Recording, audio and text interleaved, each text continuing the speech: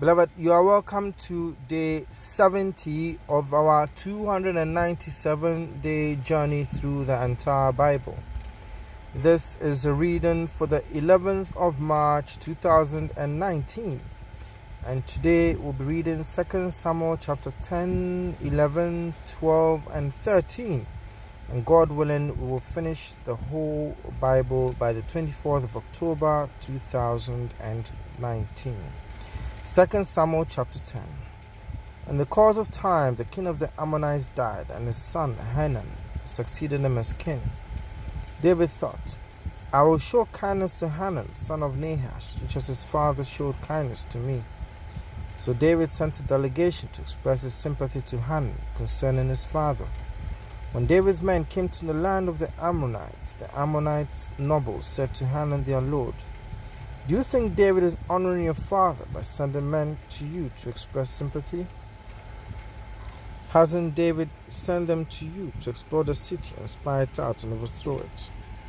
So Hanun seized David's men, shaved off half of each man's beard, cut off their garments in the middle of the buttocks, and sent them away. When David was told about this, he sent messengers to meet the men, for they were greatly humiliated. The king said, stay at Jericho till your beards have grown, and then come back. When the Ammonites realized that they had become a stench in David's nostrils, they hired 20,000 Aramean foot soldiers from Beth Rehob and Zobah, as well as the king of Maacah with 1,000 men, and also 12,000 men from Tob. On hearing this, David sent Joab out to the entire army of fighting men. The Ammonites came out and drew up in battle formation at the entrance to their city gates, while the Arameans of Zobah and Rehob and the men of Tob and Maacah were by themselves in the open country. Joab saw that there were battle lines in front of him and behind him, so he selected some of the best troops in Israel and deployed them against the Arameans. He put the rest of the men under the command of Abishai his brother and deployed them against the Ammonites. Joab said, if the Arameans are too strong for me, then you are to come to my rescue. But if the Ammonites are too strong for you, then I will come to rescue you. Be strong and let us fight bravely for our people and the cities of our God. The Lord will do what is good in his sight.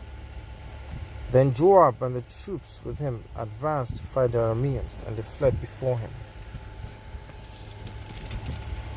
When the Ammonites saw that Arameans were fleeing, they fled before Abishai and went inside the city. So Joab returned from fighting the Ammonites and came to Jerusalem. After the Arameans saw that they had been routed by Israel, they regrouped. Hadadezer had Arameans brought from beyond the river. They went to Helam with Shobach, the commander of Hadadezer's army, leading them. When David was told of this, he gathered all Israel, crossed the Jordan, and went to Helam. The Arameans formed their battle lines to meet David and fought against him. But they fled before Israel, and David killed 700 of their charioteers and 40,000 of their foot soldiers. He also struck down Shobach, the commander of their army, and he died there. When all the kings who were vassals of Hadadezer saw that they had been defeated by Israel, they made peace with the Israelites and became subject to them. So the Arameans were afraid to help the Ammonites anymore. 2 Samuel chapter 11. In the spring, at the time when kings go off to war, David sent Joab out with the king's men and the whole Israelite army. They destroyed the Ammonites and besieged Rabbah, but David remained in Jerusalem. One evening, David got up from his bed and walked around on the roof of the palace. From the roof, he saw a woman bathing. The woman was very beautiful, and David sent someone to find out about her. The men said, isn't this Bathsheba, the daughter of Eliam and the wife of Uriah the Hittite? When David sent messengers to Gahar, she came to him and he slept with her. She had purified herself from her uncleanness. Then she went back home. The woman conceived and sent word to David, saying, I am pregnant. So David sent this word to Joab, send me Uriah the Hittite. And Joab sent him to David. When Uriah came to him, David asked him how Joab was, how the soldiers were, and how the war was going. Then David said to Uriah, "Go down to your house and wash your feet." So Uriah left the palace, and a gift from the king was sent after him. But Uriah slept at the entrance to the palace with all his master's servants, and did not go down to his house. When David was told Uriah did not go home, he asked him, "Haven't you just come from a distance? Why didn't you go home?" Uriah said to David, "The ark and Israel and Judah are staying in tents, and my master Joab and my Lord's men are camped in the open fields. How could I go to my house to eat and drink and lie with my wife? As surely as you live, I will not do such a thing." Then David said to him, "Stay here one more day, and tomorrow I will send you back."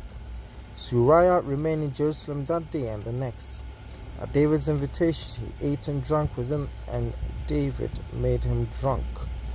But in the evening, Uriah went out to sleep on his mat among his master's servants. He did not go home. In the morning, David wrote a letter to Joab and sent it with Uriah. In it he wrote, "Put Uriah in the front line, where the fighting is fiercest. Then withdraw from him, so he will be struck down and die." So while Joab had the city under siege, he put Uriah at a place where he knew the strongest defenders were. When the men of the city came out and fought against Joab, some of the men in David's army fell. Moreover, Uriah the Hittite died. Joab sent David a full account of the battle. He instructed the messenger, "When you have finished giving the king this account of the battle, the king's anger may flare up, and he may ask you, 'Why did you get so close to the city to fight? Didn't you know they would shoot arrows from the wall? Who killed Abimelech, son of Jerubbaal? Didn't a woman throw an upper millstone on him from the wall so that he died in Thebes? Why did you get so close to the wall? If he asks you this, then say to him, also, your servant Uriah the Hittite is dead." The messenger set out, and when he arrived, he told David everything Joab had said him to say. The messenger said to David, "The men overpowered us and came out against us in the open, but we drove them back to the entrance to the city gate. Then the archers shot arrows at your servants from the wall, and some of the king's men died. Moreover, your servant Uriah the Hittite is dead." David told the messenger, "Say this to Joab, don't let this upset you. The sword devours one as well as another. Press the attack against the city and destroy it." Say this to encourage Joab. When Uriah's wife heard that her husband was dead, she mourned for him. After the time of mourning was over, David had her brought to his house, and she became his wife and bore him a son. But the thing David had done displeased the Lord. The Lord sent Nathan to David. When he came to him, he said, "There were two men in a certain town, one rich and the other poor. The rich man had a very large number of sheep and cattle, but the poor man had nothing except one little ewe lamb he had bought." 2 Samuel chapter 12. He raised it, and it grew up with him and his children. It shared his food, drank from his cup, and even slept in his arms. It was like a daughter to him. Now a traveler came to the rich man, but the rich man refrained from taking one of his own sheep or cattle to prepare a meal for the traveler who had come to him. Instead, he took the ewe lamb that belonged to the poor man and prepared it for the one who had come to him. David burned with anger against the man and said to Nathan, "As surely as the Lord lives, the man who did this deserves to die. He must pay for that lamb 4 times over, because he did such a thing and had no pity." Then Nathan said to David, "You are the man. This is what the Lord, the God of Israel, says. I anointed you king over Israel, and I delivered you from the hand of Saul. I gave your master's house to you and your master's wives into your arms. I gave you the house of Israel and Judah, and if all this had been too little, I'd have given you even more.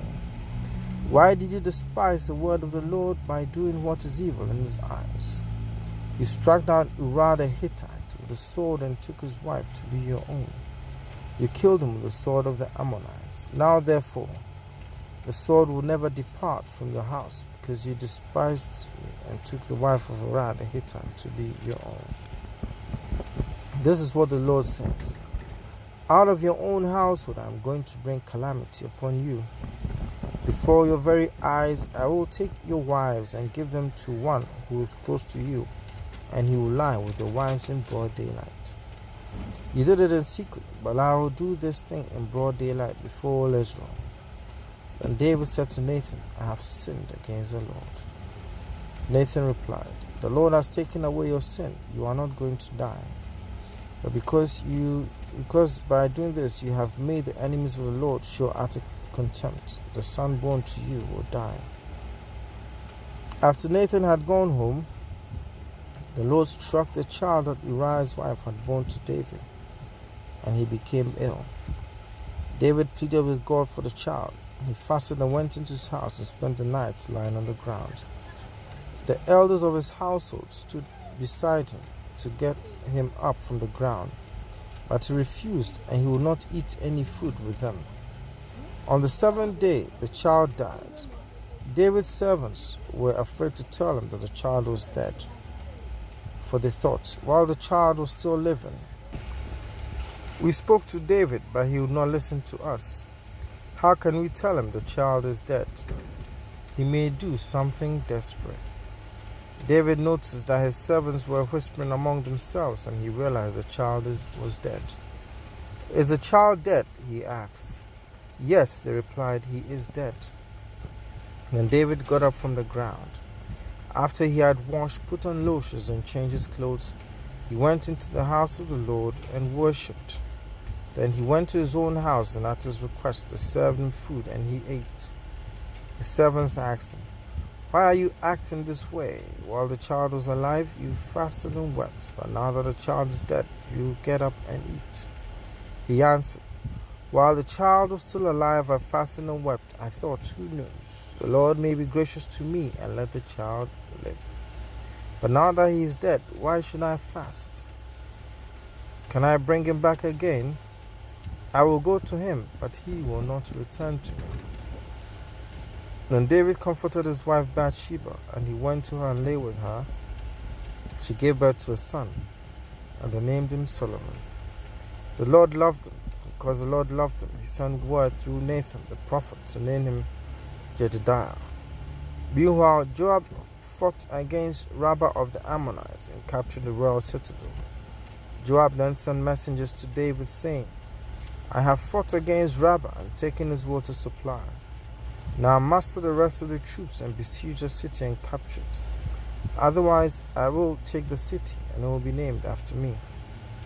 So David mastered the entire army and went to Rabbah and attacked and captured it. They took the crown from the head of their king. Its weight was a talent of gold, and it was set with precious stones, and it was placed on David's head. They took a great quantity of plunder from the city and brought out the people who were there, consigning them to labor with saws and with iron picks and axes, and he made them work at brickmaking. He did this to all the Ammonite towns. Then David and his entire army returned to Jerusalem. 2 Samuel chapter 13. In the course of time, Amnon son of David fell in love with Tamar, the beautiful sister of Absalom son of David. Amnon became frustrated to the point of illness on account of his sister Tamar, for she was a virgin, and it seemed impossible for him to do anything to her. Now Amnon had a friend named Jonadab, son of Shemaiah, David's brother. Jonadab was a very shrewd man. He asked Amnon, why do you, the king's son, look so haggard morning after morning? Wouldn't you tell me? Amnon said, I'm in love with Tamar, my brother Absalom's sister. Go to bed and pretend to be ill. Jonadab said, when your father comes to see you, say to him, I would like my sister Tamar to come and give me something to eat. Let her prepare the food in my sight, so I may watch her, then eat it from her hand. So Amnon lay down and pretended to be ill. When the king came to see him, Amnon said to him, I would like my sister Tamar to come and make some special bread in my sight, so I may eat from her hand. David sent word to Tamar at the palace, "Go to the house of your brother Amnon and prepare some food for him." So Tamar went to the house of her brother Amnon, who was lying down. She took some dough, kneaded it, made the bread in his sight, and baked it. Then she took the pan and served him the bread, but he refused to eat. "Send everyone out of here," Amnon said, so everyone left him. Then Amnon said to Tamar, "Bring the food here into my bedroom, so I may eat from your hand." And Tamar took the bread she had prepared and brought it to her brother Amnon in his bedroom. But when she took it to him to eat, he grabbed her and said, "Come to bed with me, my sister." "Don't, my brother," she said to him. "Don't force me. Such a thing should not be done in Israel. Don't do this wicked thing. What about me? Where could I get rid of my disgrace? And what about you? You will be like one of the wicked fools in Israel. Please speak to the king. He will not keep me from being married to you." But he refused to listen to her, and since he was stronger than her, he raped her. Then Amnon hated her with intense hatred. In fact, he hated her more than he had loved her. Amnon said to her, "Get up and get out." "No," she said to him. "Sending me away would be a greater wrong than what you have already done to me." But he refused to listen to her. He called his personal servant and said, "Get this woman out of here and bolt the door after her." So his servant put her out and bolted the door after her. She was wearing a richly ornamented robe, for this was the kind of garment the virgin daughters of the king wore. Tamar put ashes on her head and tore the ornamented robe she was wearing. She put her hand on her head and wept and went away, weeping aloud as she went. Her brother Absalom said to her, "Has not Amnon your brother been with you? Be quiet now, my sister. He is your brother. Don't take this thing to heart." And Tamar lived in her brother Absalom's house, a desolate woman. When King David heard all this, he was furious. Absalom never said a word to Amnon, neither good or bad. He hated Amnon because he had disgraced his sister Tamar. 2 years later, when Absalom's sheep shearers were at Baal Hazor, near the border of Ephraim, he invited all the king's sons to come there. Absalom went to the king and said, "The servant has had shearers come. Will the king and his officials please join me?" "No, my son," the king replied. "All of us should not go. We would only be a burden to you." Although Absalom urged him, he still refused to go, but gave him his blessing. Then Absalom said, "If not, please let my brother Amnon come with us." The king asked him, "Why should he go with you?" But Absalom urged him, so he sent with him Amnon and the rest of the king's sons. Absalom ordered his men, "Listen, when Amnon is in high spirits from drinking wine, and I say to you, 'Strike Amnon down,' then kill him. Don't be afraid. Have not I given you this order? Be strong and brave." So Absalom's men did to Amnon what Absalom had ordered.